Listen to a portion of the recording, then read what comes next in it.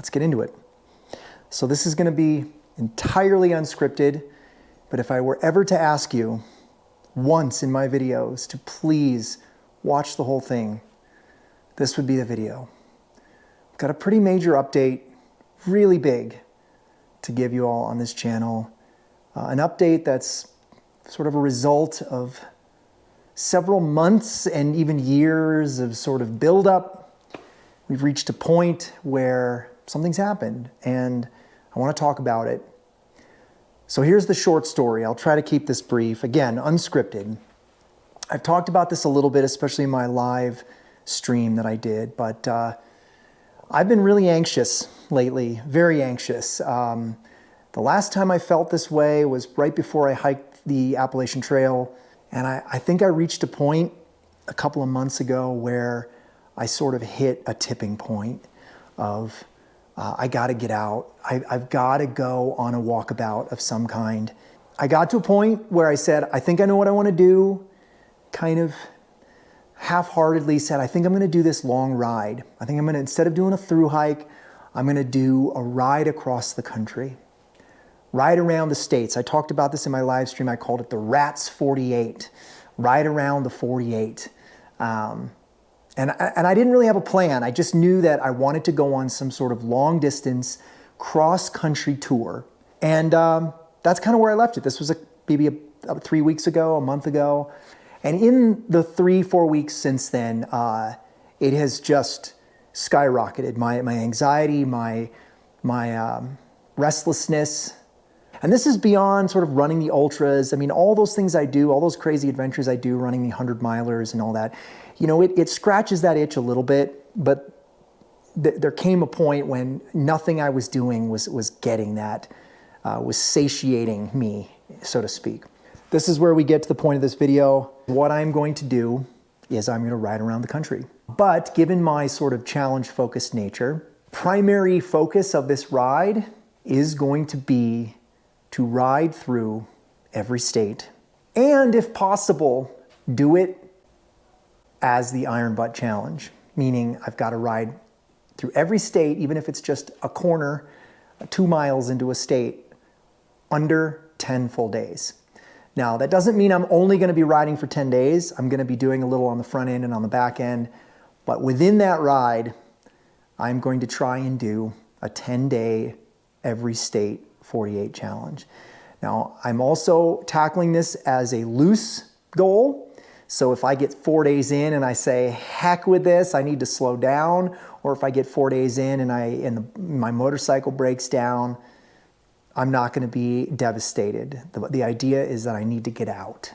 And I like a challenge. I don't want to just kind of, I've never been one for just like, I'm just going to ho-hum mosey along. I will smell the proverbial roses, so to speak, but I've always liked adding sort of a real challenge to anything I do like this.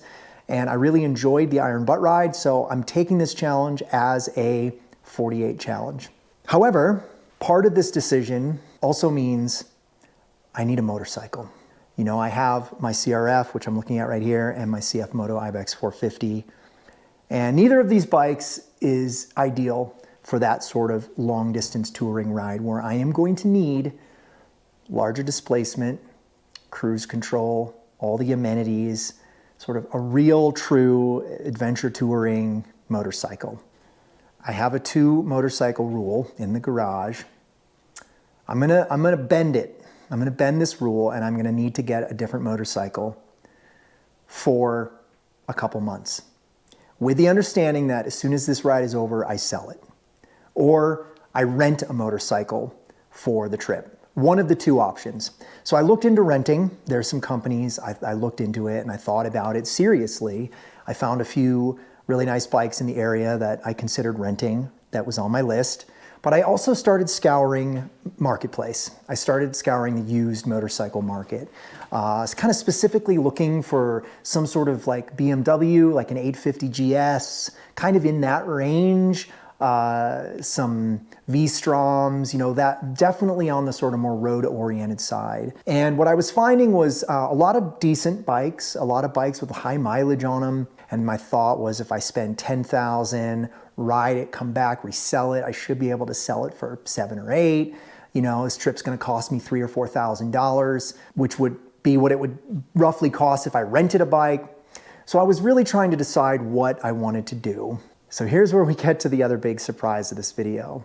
I was out riding my motorcycle last Friday, my 450, and I did my usual loop down the hill, down towards Cottonwood from Flagstaff, and I made the loop over into Cottonwood, and I was gonna come back up through Sedona. And as usual, I stopped at my motorcycle shop, the small shop in Cottonwood where I bought my Ibex. They sell CFMoto there, called D&K Service. I bought my 450 there last year. I periodically stop in there to visit with them, and they told me something that I was not expecting. What they told me was, this is our last day. And I said, what are you talking about? And they said, yeah, we sold our dealership, which really bums me out because what I like about this place is they were small and independent and family owned, and now they're gonna be part of a larger chain, which means they will no longer have the great deals that they have. They will no longer have that sort of small family feel. They're gonna just be another big box motorcycle store. They also said they got a lot of stock on the floor that they're trying to offload for bonkers discounts. And so I bought a new motorcycle, is the short of it. What I bought was this. What you're looking at is an Ibex 800 Explorer. Now I know what you're thinking. Ugh, do you really want to ride an Ibex 8,000 miles around the country? And that's a fair question. Certainly a BMW or something along those lines would be a much smarter choice as far as reliability. But I couldn't pass up the deal. I can't express to you just how good of a deal I got on this motorcycle. And what's cool, and will always kind of be a nice memory for me, is this motorcycle is the last sale they ever made. I bought their last ever motorcycle. So that's pretty cool. Now I know reselling it after this trip, I might take a bigger hit because it's a CFMoto, it's not a BMW. I imagine a lot of people are shaking your heads right now going, ooh, risky move, John. You should have just got a used BMW because you're probably gonna break down somewhere on this thing. But it's a risk I was willing to take for a brand new machine. So that's the short of it. I will have plenty of videos in the coming weeks talking about this bike, but I can give you one quick spoiler about this motorcycle. And the other reason why it was so appealing to buy, other than the price, was I don't have to do anything to it.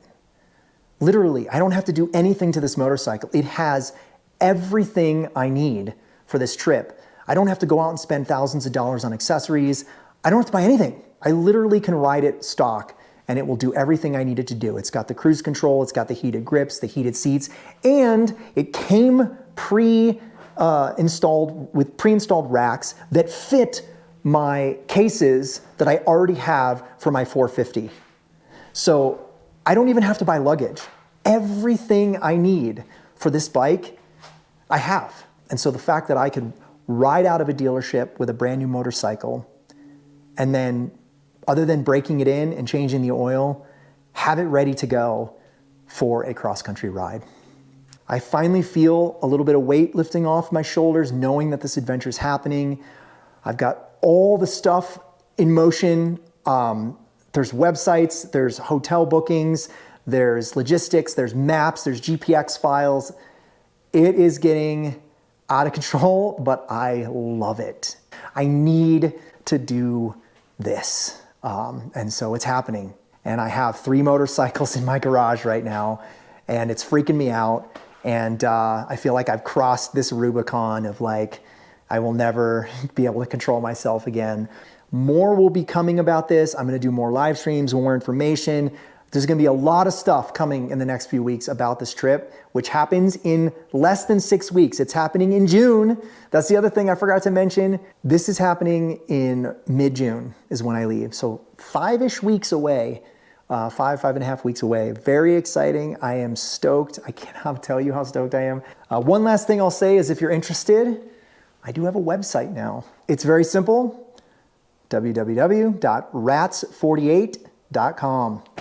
Please check it out. I've been working on it. It has all the different planned days, the prep, everything is up there. There's a little bit that's still under construction. I've got a few things hidden, but it's like 80% there. So if you want to just get some idea of what I'm planning, go check out the website. In the meantime, I've got to sign off here because I've got to go back to work, but I couldn't wait any longer to tell you this has been a really crazy roller coaster of a week.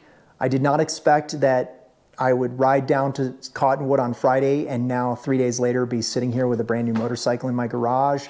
I don't know what to say, but I finally feel a good sense of anxiousness, of restlessness. This is good. Anyway, take care everyone, be safe, more to come. I've got lots to go over with this bike. See you in the next video, bye.